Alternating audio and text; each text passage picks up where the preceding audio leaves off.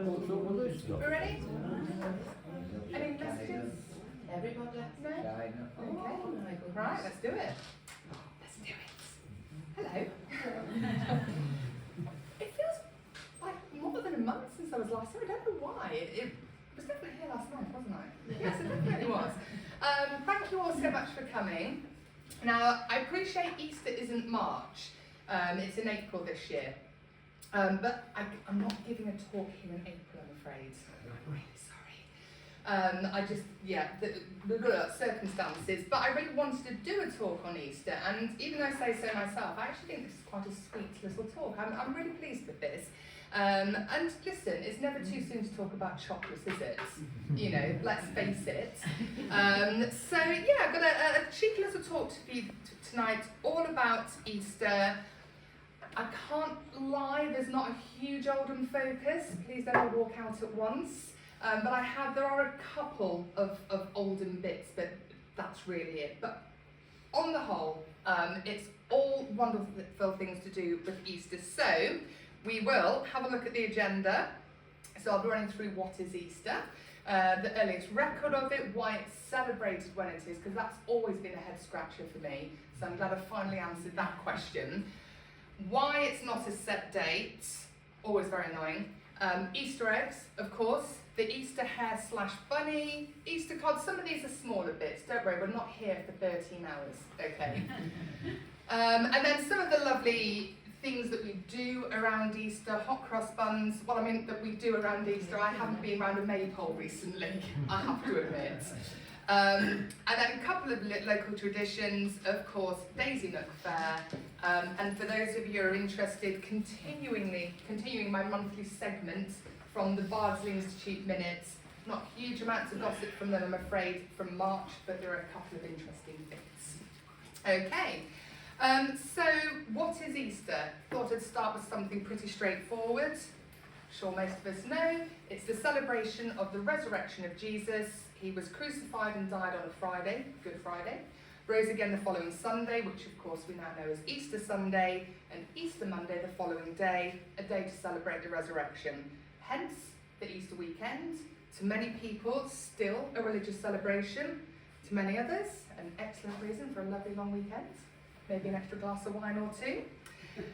And so you'd think it would be pretty straightforward, or certainly in my mind it should be pretty straightforward. This is when Jesus died, this is when he rose back to life, this is when we celebrate, surely a fixed date.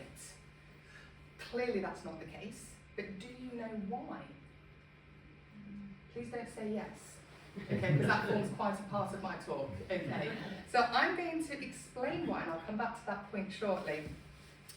So, as to the earliest record of Easter, in the mid-2nd century, the Bishop of Sardis, a chap called Melito of Sardis, he gave an Easter sermon referring to Jesus' resurrection, and the language he used suggested it was an established celebration at that point, Sardis incidentally being in modern-day Turkey. So, why is Easter celebrated when it is? Okay, so there's a fairly straightforward answer to part of it. The time of year we celebrate Easter was hijacked from a much earlier pagan celebration. Early Christians were really good at doing that. Okay, nice pagan festival. We'll have that, thank you. So pagans celebrated, and it's still celebrated today, the spring equinox. That's the day when the sun crossed the equator, marks the beginning of spring, and in the northern hemisphere that takes place on the 20th or 21st of March. The astronomical calendar today dates the beginning of spring from the 20th of March, so we're almost there. As to where the word Easter comes from, it's not known for certain, but there are two strong contenders.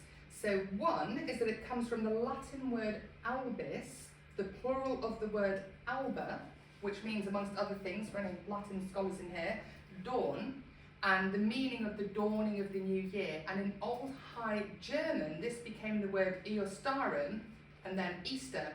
Alternatively, there was an Anglo-Saxon goddess called Istra. That's a depiction, obviously. I mean, she's quite old. I don't think it's based on an eyewitness. And she was celebrated at the spring equinox as she was associated with spring, with fertility, with renewal. Now, the whole concept of death and rebirth that we celebrate over the Easter weekend was actually a very common story in the ancient world.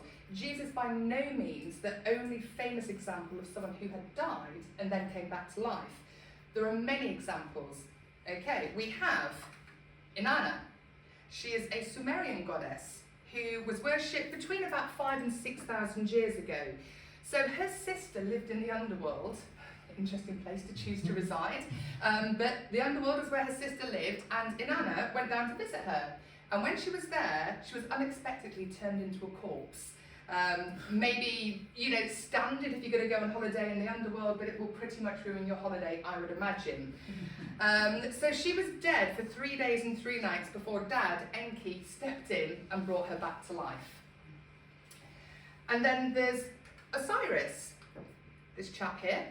An Egyptian god of many things, including fertility, the afterlife, resurrection. He was worshipped about 4,500 years ago. The story goes he was murdered by his brother Set, who cut him to pieces and scattered his body parts far and wide. Osiris's wife, Isis, searched for and found all the bits, apart from one part. I don't know who knows their Egyptian history. But she found all apart from one fairly important part. It was the news and further down. But by all accounts, they stayed very happily man and wife, But yes, so she didn't find that bit. But she reassembled all the other parts, including his heart, and Osiris was restored to life. And then there's this chap, you're going to have to forgive pronunciation.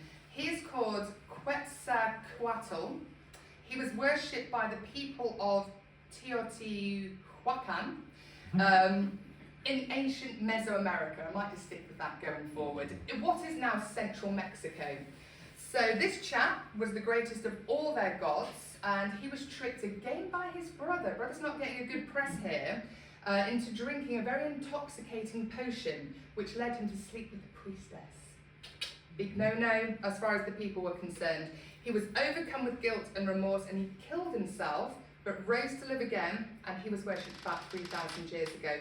So the association with religion, worship, death, rebirth, certainly not exclusive to Christianity, with the story of Jesus' crucifixion and resurrection. But of course, his is a story that continues to be celebrated today. So back to why our Easter celebrations take place when they do. So we know it's due to the pagan celebration of the spring equinox being taken over by Christians. When Christianity was still quite young and they wanted to convert pagans, it was a very common practice to use pagan celebrations to kind of Christianify them, to keep the interest and encourage the locals to now celebrate them, but do so with a Christian hat on. And that was what happened with spring equinox with Easter.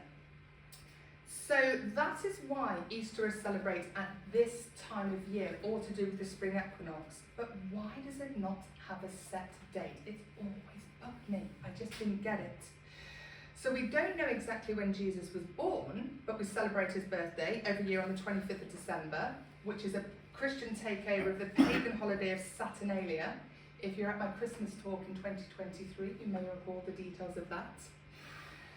Easter moves because the date is calculated based on the lunar cycle. So early Christians linked Jesus' resurrection to the Jewish celebration of Passover, which is calculated itself, Passover, on the phases of the moon. So the Bible suggests Jesus died and was resurrected during Passover, hence why the two are linked. So how is it calculated? With a great deal of complexity.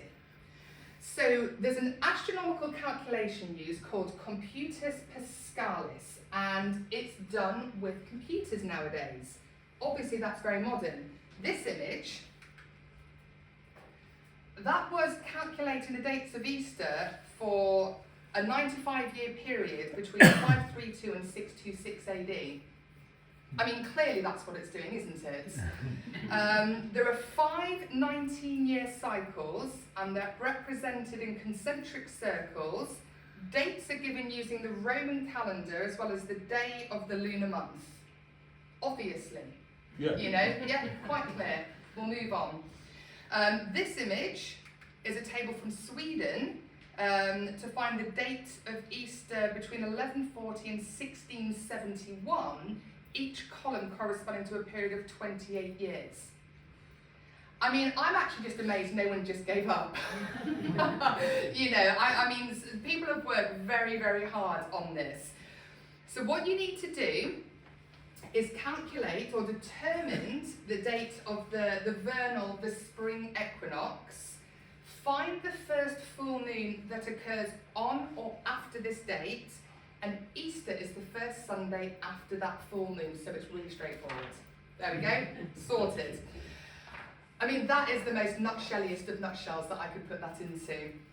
But assuming we've sat down, we've consulted our tables, we've done our calculations, we know that Easter is on a Sunday.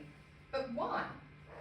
Well, that's thanks to the Council of Nicaea that was held in 325 AD. So remember, Jesus' death and resurrection were linked to Passover, and until 325 AD, Christians usually celebrated Easter on the same day as Passover.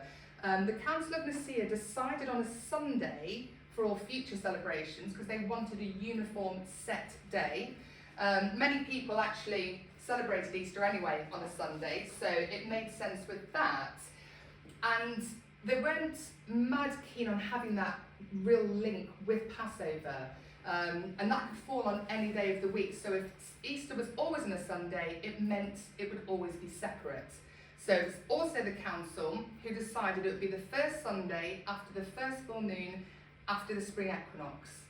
And again, wouldn't it just be easier to have a set date? You know, but no one asked me. So the Council of Nicaea kind of set things in stone, but this was not without controversy. Oh yes, we like a bit of controversy in these talks. So, not all Christians agreed with these calculations, especially Christians who followed the Celtic church, not the Roman one. So they based their Easter using a different calculation. This is where it gets a bit more complicated. So the Roman method celebrated Easter between the 15th and 21st day of the Jewish month of Nisan, basing it on a 19-year cycle. The Celts celebrated it between the 14th and 20th days, using an 84-year cycle. And obviously I'll be testing you on this at the end of this talk, so I hope you're making notes. But this, I love this fact, okay, so you've got the Celtic church and the Roman church up until the 7th century, literally celebrating Easter at different times, okay? And it came to a head in the 7th century, so King Oswy of the Kingdom of Northumbria, he was a Christian that followed the Irish church, the Celtic church. And his wife, Eanfled, she followed the Roman church. So while Oswy was celebrating Easter Sunday, Eanfled was still fasting during Lent and would celebrate Easter a few weeks afterwards. So you've got one royal court, but the king is celebrating Easter at one date and the queen is celebrating Easter at another. So they kind of, maybe we need to do something about this. The Roman church was not happy with these different approaches, and the Celtic church just wouldn't budge. They're not having it. We're sticking with ours, you stick with yours. So in 664 AD, there was a very famous synod at Whitby called by King Oswy, and he was determined that the Irish church would be triumphant, that was going to be the day we celebrate Easter.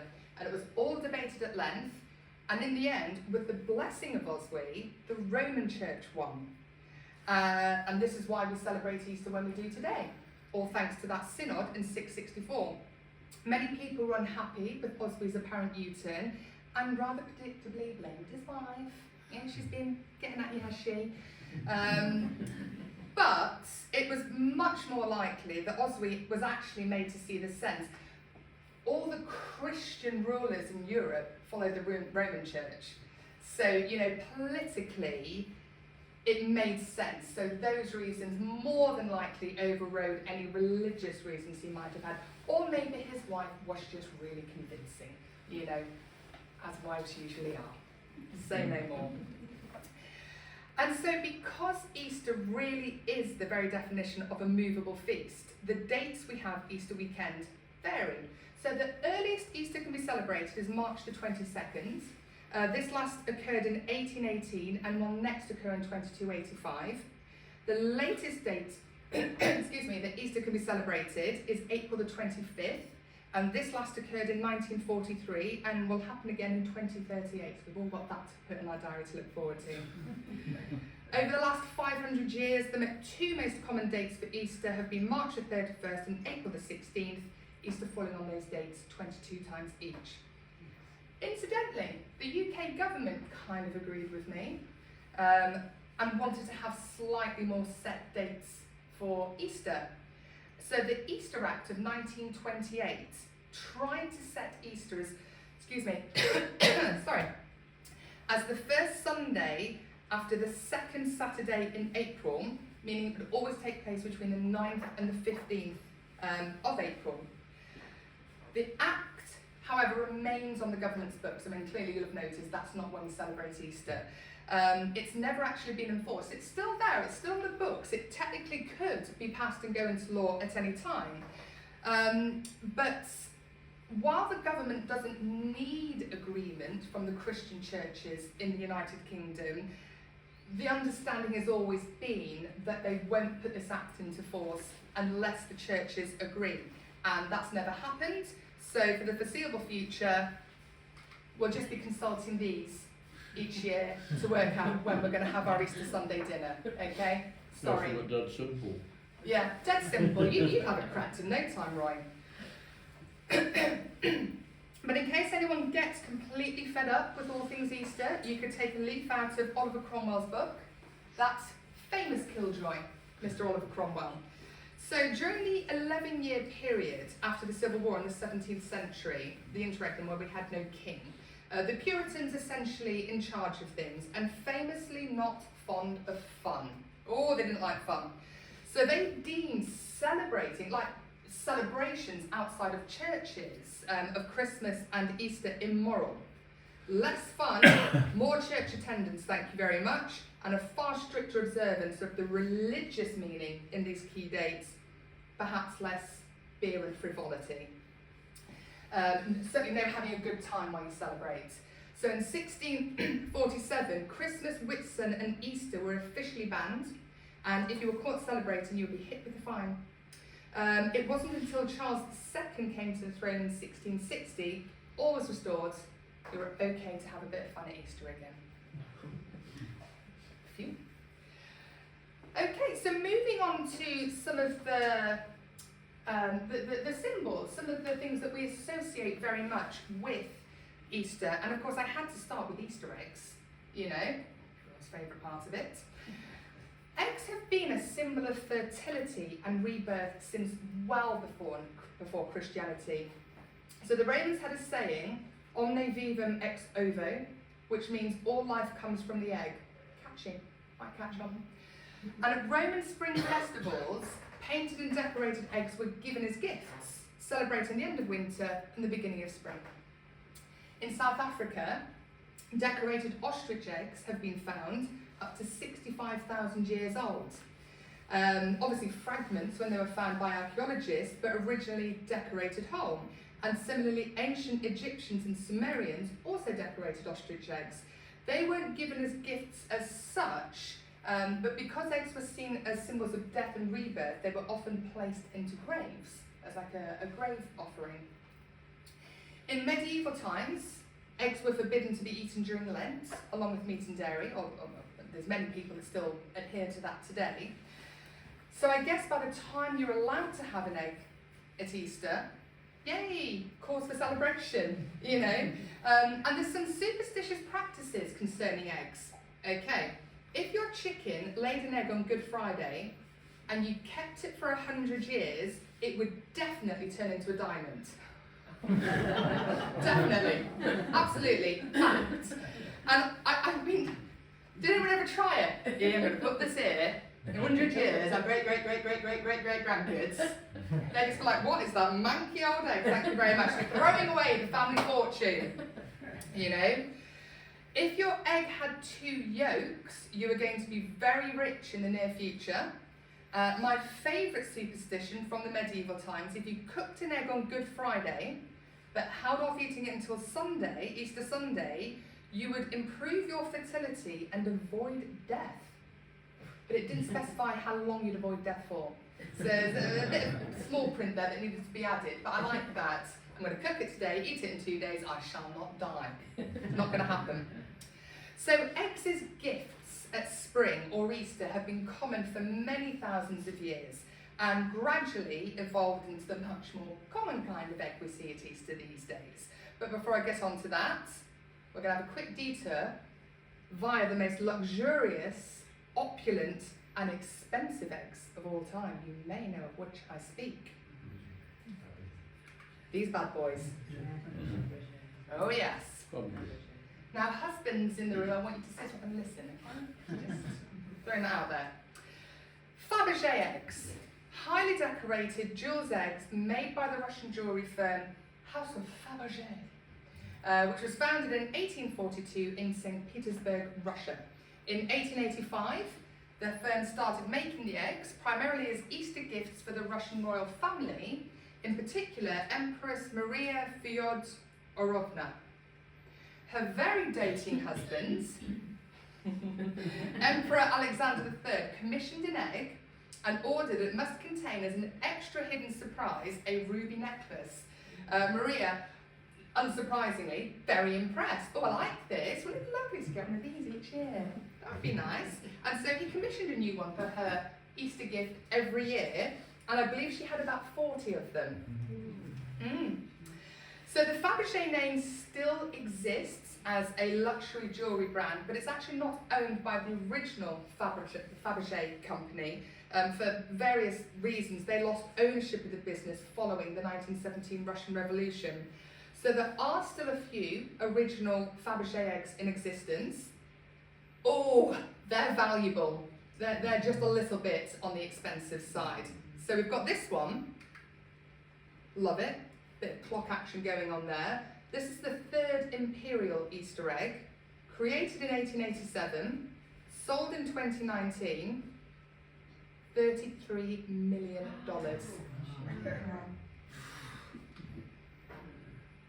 I mean, I actually think it's a bit tacky, you know, but... Does it keep good time? Well, if I paid £33 million for it, I'd expect it to come with a battery. Yes.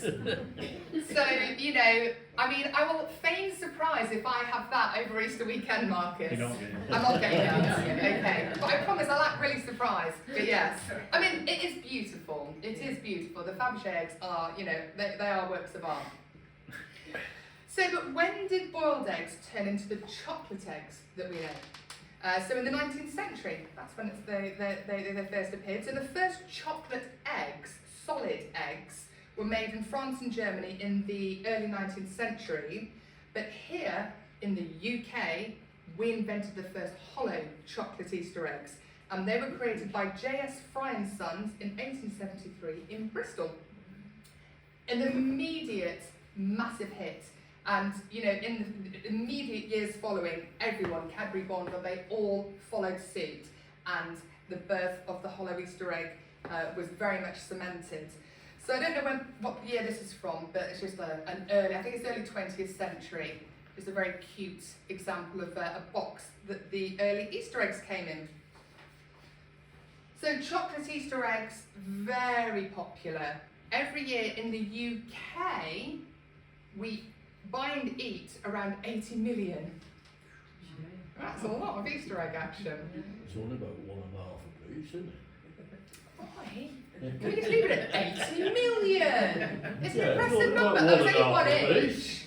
Right, okay. So it's like equates to 1.5 each, which isn't quite so impressive. I do my best though. I mean, 1.5, no. I'm probably eating about a quarter of that. And so before I move on to the next part of tonight's talk, I'm just going to show you this. This is the largest chocolate Easter egg ever made. So this was made in Cortenuova, Italy, for display at a shopping centre in April 2011. It's over 10 metres tall, weighs 7,200 kilos. Now, so I could find reference to it. I can't find any reference to where it is now or what happened to it. But there's reports that it's never been smashed up, it's never been destroyed, that it's still in existence somewhere. So, I mean, that's an Easter egg hunt I could get involved with. There can't be that many places in Italy where that's hiding, you know. So, yeah, I think anyone who's in Italy, you need to add that to your Leaning Tower Pizza. We'll go to Pompeii. Where's that flipping 7,200 kilo egg? Okay, we're going to track it down, bring it back to Bardsley. That'd be cool, wouldn't it? Outside the shop. Down at the rugby club. Okay, so saying goodbye to all things Easter egg. We're moving on to the Easter bunny. However, first things first, originally an Easter hare. Okay, thank you very much. With a very snazzy depiction of the Easter hare from Germany from 1910. Okay, very well-dressed hare. If I'm going to have a hare, I like them to be well-dressed. Snazzy trousers and all. So the rabbit, the hare, has been a Christian symbol for a long, long time, before, you know, medieval times, representing rebirth, resurrection, fertility, and new life. I mean, as we know, rabbits are rather famous for having lots of babies, you know, so you can see why their breeding activity would be linked to the symbolic rebirth that spring brings. So fertile are female hares, they can get pregnant when they're pregnant, which I think is quite an impressive achievement. So the Bible itself doesn't mention rabbits in any way connected to Jesus or Easter, but just like the actual dating of Easter itself, the use of hares and rabbits in Christianity stems from earlier pagan roots. Predating Christianity, hares were associated with life, new life in spring, the concept of rebirth that was then linked to the resurrection. And archaeologists have found evidence of hares being buried alongside human burials in the Neolithic age, so between 4,000 and 12,000 years ago, which they speculate is a religious ritual, or certainly a ritual associated with rebirth. As ancient Greeks and Romans associated hares with love and lust, and there was an ancient belief that eating hare would make you more beautiful for a few days. Again, very unspecific, a few days, you know, but apparently it would make you more beautiful. In 551 BC, Julius Caesar mentioned that in Britain, hares were not eaten due to their religious significance, and the goddess Easter, she had a hare as her main symbol. So we can see that very long history of hares being viewed as a sacred creature, becoming linked to what we now know as Easter. And the idea of an Easter hare first originated in Germany in the 17th century, first mentioned in writing in 1682. I mean, of course, the idea could have been older than that, but first actually written down in 1682. So there was a German doctor, he wrote an essay in which he talked about a folk belief that the Easter hare laid eggs in the gardens for children to hunt. Very similar to Easter egg hunts that still take place today. And originally the Easter hare appears to have been a bit like Santa. He decided which children had been good or naughty in the run up to Easter, and he carried a basket filled with, we can see his basket there, eggs, sweets and toys to go to those children who deserved an Easter treat. I'd be very good. And so the Easter hare was taken by German immigrants to America in the 18th century, where it gradually became the Easter bunny, more or less, that we know today. In 1893, there was an American author called Linda Beard who wrote in a book, "In Germany too, we find that children believe as sincerely in the Easter hare as they do in Santa Claus in our country. The saying that the hares lay the Easter eggs is never doubted by little ones." And so this is an Easter card from around 1880. Wouldn't look out of place today. I think it's so sweet. Oh, it's a cart of bunnies being pulled by chicks, and he's wearing a top hat. Love it. Late 19th century, early 20th century, they knew how to dress their animals, okay? We've got smart trousers, we've got a chick wearing a top hat. I mean, your bonnet's very pretty too, but come on. Top hat. And so, as I said, throughout the 19th and early 20th centuries, the idea of the Easter hare then evolved into the Easter bunny, the symbol that we have nowadays. So, Easter cards, there's not really a huge amount to say about them, but I found some really nice examples of early cards that I wanted to share. So before the 19th century, it was mostly eggs that were given as an Easter. Happy Easter, have a boiled egg. Keep it for 100 years, you'll be quids in. But from the mid-19th century, commercially produced cards started to be produced and sent, and they started originally as postcards. The early ones most contained religious imagery, so this is an example from the 1860s, but they evolved to include more secular images, including, rabbits, hares, flowers and eggs, and this is a cute one from 1881. And again, if I got an Easter egg of those proportions, you keep shaking your head. They don't do very big vegan eggs, do they? Oh, have you looked? Yeah. All right then. Okay. So, one of my favourite things to do with Easter, cross buns, I love them. Love them. I get very excited. So 1 a penny, 2 a penny, hot cross buns. We know that from the nursery rhyme Hot Cross Buns, which was first published in the mid-18th century. Did you know though, these lovely buns are British? Yes. The first documented record of them comes from 1592. Officials in Elizabeth I's court banned them. They banned them from sale, apart from at Christmas, at burials, or on Good Friday. And they were banned because they were seen as too religious. These poor innocent little buns that, oh, well, come on, you toast them and put butter on them. Too religious? I don't think so. But this was a time when Protestantism was the still fairly new religion in England, and anything that was kind of considered Catholic, no, we don't want that, thank you very much.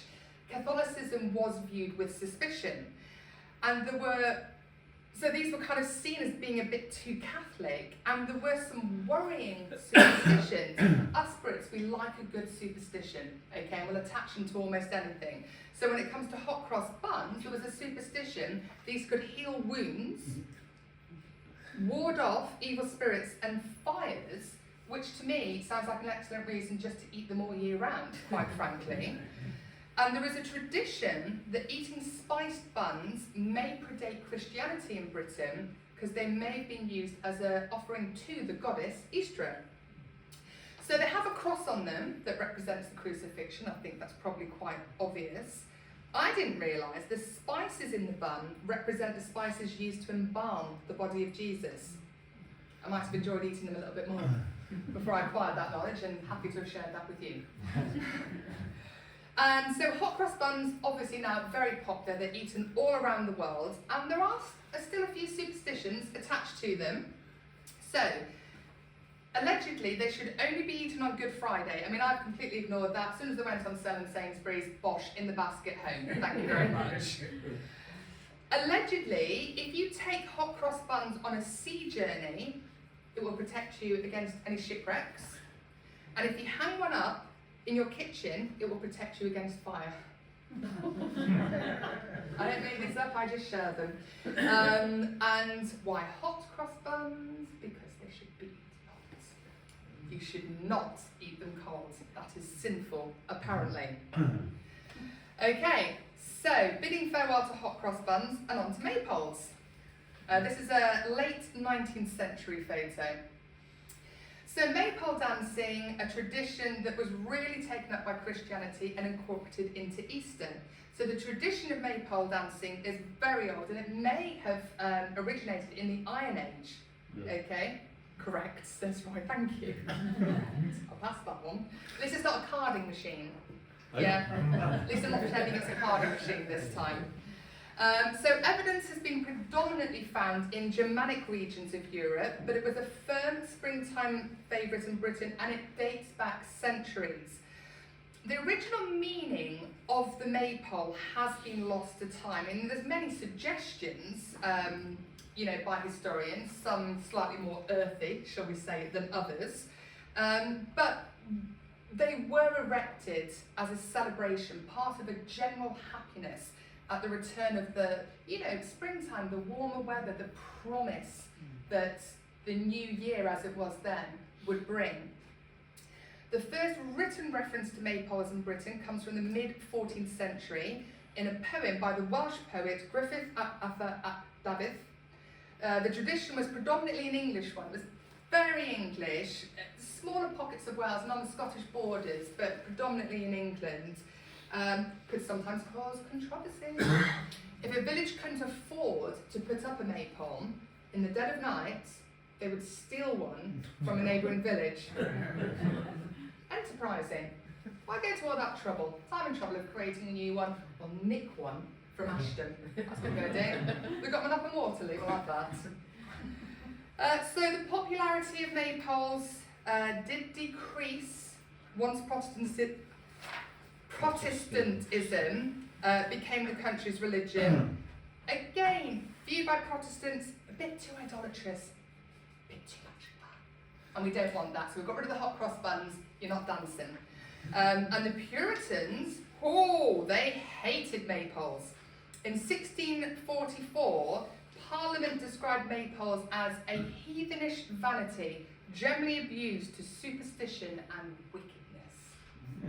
Sounds right up my street. Seriously, we need to get one of these in Bardsley. If it's superstition and wickedness, I think we need a bit of it. So dances around the maypole can be quite simple, they can be quite complex. So, I mean, the word simple though doesn't apply. So I looked up the most basic maypole dance that you can have, and I got the following. Step 1, divide the dancers into 2 groups. For example, you might have them count off 1, 2, 1, 2, 1, 2, or A, B, A, B, A, B. The A's go clockwise, the B's go anti-clockwise, the dancers go alternately right and left of the dancers going in the opposite direction. Yeah? We all got that? Yeah, that's simple. Step 2, develop a pattern. The pattern the dancers should keep in mind is over, under, over, under, over, under. On the count of over, the dancer raises his ribbon slightly so the dancer coming in the opposite direction ducks under his ribbon, and on the count of under, the dancer ducks under the ribbon of the dancer coming in the opposite direction. You all got that? I gave up at that point. I gave up. And that is a basic maypole dance. We did one at church about 20 years ago. We had one at the side of church, the children dancing under a maypole with the ribbons. And they managed that, did they? Yeah, Well. But no, good for them, honestly, because I was like, no, I can get this, no, far too complicated. Yeah, Maybe my that's mother used to dance around the maypole. Many years, obviously, a lot of years ago, but yeah, my mother done it, yeah. Really? Yeah, I think Yeah, it was I a know. dance. Yeah. You've danced, of course you've danced around a maypole. Must have been only about 6 or 7. Yeah. Up and down Main Road here with push bikes and clothes prop with ribbons tied, dancing round it. So if anybody sees Yeah. Roy on Ashton Road waving his ribbon, I'd pay good money to see that, Roy. I want you on Ashton Road on your bike with Yeah. your ribbon. Yeah? Yeah, oh yeah. Let's get a petition going. So, we're almost done. Now, I really tried to find specific olden traditions, okay, and I didn't do very well. I'm really sorry, okay. I did find, okay, so this one, it was in a couple of local newspapers, so I know it's real. I'll tell you about it. Some of you might know this. It is Cheese and Pickle Day in Crompton and Shaw. Hey. It's a thing. It is a thing, Cheese and Pickle Day. So this tradition apparently dates back to 1890, originates from the Crompton Working Men's Club in Shaw. Somehow it became a tradition to eat cheese and pickle on Good Friday. No one really knows why. But it could have been a reward for the men who'd been replacing brushes on the floor of the church, you know, to make it all shiny and nice for Easter weekend. Women, very much not involved. The club had a strict no women policy. But women are now very much involved. And this year, they'll celebrate 135 years of Cheese and Pickle Day. Now, I'm sure Cheese and Pickle is still involved, but it is pretty much more of a local pub crawl now. There's at least 9 pubs that are visited, so maybe less Easter spirit, more whatever spirits are behind the bar. But, you know, it is a thing. And to finish, of course, I had to talk about Daisy Nook. But again, it's not huge amounts available of information. It's been an annual event, as we possibly all know, for at least 150 years. You know, takes place at Easter over a 2-week period, and it's one of the largest annual fairs in the Northwest. Famously immortalised forever by one Lawrence Stephen Lowry in this painting. Good Friday Daisy Nook, painted in 1946. Incidentally, excuse me, Good Friday was a statutory holiday in Oldham for mill workers long before it became a national bank holiday. Yeah. So Easter Monday became a bank holiday in 1871, but Good Friday didn't become a bank holiday until 1971.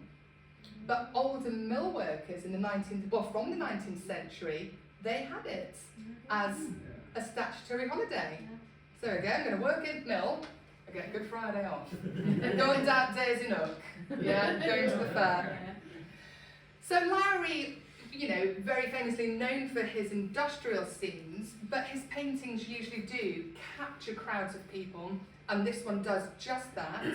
So this painting last sold in 2007 for 3.7 million, and that was a record price for a Lowry until going to the match sold in October 2022 for £7.8 million. So we've got a print of this How much was it? in our house. I think it was 25 quid. Was it? Didn't include the frame. No, the frame was more. And you know, I'm sure many of you have wonderful memories of going to Daisy Nook Fair. There was so much online, and you know, when I was doing my research, I was trying to find images and photos and you know, going way back. But you know, there were so many lovely reminiscences, most of which were about how flaming muddy it gets. Yeah. Put your wellies on. Yeah, absolutely. So that's the end of my Easter side of the talk. I will, for anyone's interested, go through the Bardsley Institute minutes for March. But if you'd like a bit more local history, I'm back on the radio, Oldham Community Radio, next Thursday at 10 o'clock, talking about, because it's International Women's Month, and so I'll be talking about notable Oldham women, okay? And I'm very excited about that. So 10 o'clock, set your alarms. Next Thursday, Oldham Community Radio. But then, so just to finish, I am so happy, I love the Bardsley Institute minutes, okay? So, starting in March 1930, the members had a good discussion regarding the billiard table. Now, they agreed to get it done as quickly as possible, but they didn't specify what needed to be done. Clearly it was urgent, because as soon as possible does not feature often in the minutes, okay? March 1933, sad news. The vicar was invited to the hot pot supper being held on the 7th of March, but declined. No reason given. I'm expecting in April to see new vicar in the parish. It was agreed, I like this, it was agreed that the committee were to review all institute rules and delete unnecessary ones. So again, no detail given as to what rules were deemed unnecessary, but they also agreed to meet again to think up some new rules. Love it. So March 1934, breaking news, it was approved that committee funds could be used to purchase a fresh supply of lamps. An interesting note, so it was moved that we attempt to raise the funds of the Institute this year, brackets, Jubilee year, the effort to be a concert as early as possible by members of the Operatic Society. Now, I don't know what the Jubilee was. I presume it was a significant anniversary for the Institute. I mean, I checked, there wasn't a Jubilee, I couldn't find any anniversary sort of nationally in 1934. So I wonder what that Jubilee was. So admission was to be 6p or 4p for adults and children, and it did include tea and biscuits, and a further meeting was to be arranged to discuss further details. See, ASAP doesn't happen very often. It's always, we've had a good chat and we'll have another meeting to follow up on that really good chat. March 1938, good month for sport. We've got a darts competition to be held, 301 and up, if that means anything to anybody. Fee of 3p, 50% of the entrance fees were to be given as prizes. There was also a billiards competition, entrance fee 6p, games 100 and up, all fees to be given as prize money. So I know I'd have been entering. March 1939, it was agreed that the annual trip would be held on Saturday, the July the 15th, destination to be agreed at a later date. But I love that, a reference to an institute day out. And then the last one, March 1957, and I'm quoting here at the very beginning, this meeting was mainly concerned with preparation for the potato pie supper. Okay, not had one of those so far in March. So those of you who are regulars will have noticed not one mention of potato pie so far. Good to see it back on the agenda. So the supper was to be held on Tuesday the 19th of March. Admission 1 shilling, 50 people would be catered for. It was agreed that spoons were to be provided. For reasons not stated, it was also decided it would be more appropriate to hold potato pie suppers in November in the future. So there we go, we'll have to wait till November to probably have more reference. But that really is it. Thank you all so much for coming.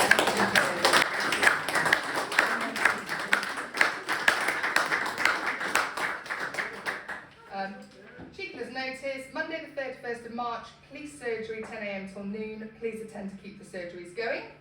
And from my point of view, I won't be doing a talk in April.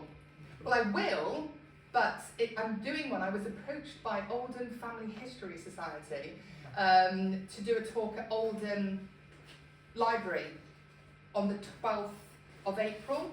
And it's about coal mines. So I'm basically taking my coal mines talk I've done here, but extending it to be, I really should get on with it.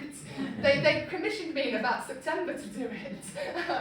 Better write it, but that better not be on video.